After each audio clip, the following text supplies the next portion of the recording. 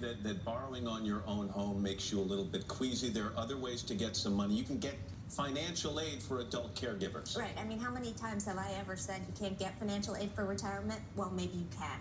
And the first place to look, if you're a veteran, is the Veterans Administration. So if you're a veteran who's done 90 days of active duty, one of those days has to be in wartime, honorable discharge, you're eligible for two programs. One is called the Aid and Attendance Benefit, and essentially this pays a caregiver if you're not able to perform some of the functions of daily living, like getting dressed or feeding yourself.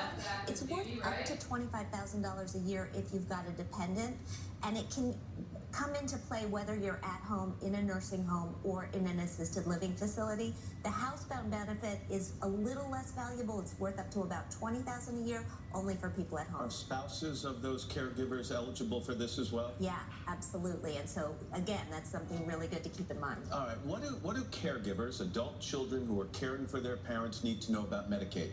That Medicaid may be able to pay you for caring for your parents. This is something called a cash and counseling program. Not every state has it, but if you're the one who's taking time off work to care for your parents, you may be able to get actual cash for that. Contact your state Medicaid office to see if it's available.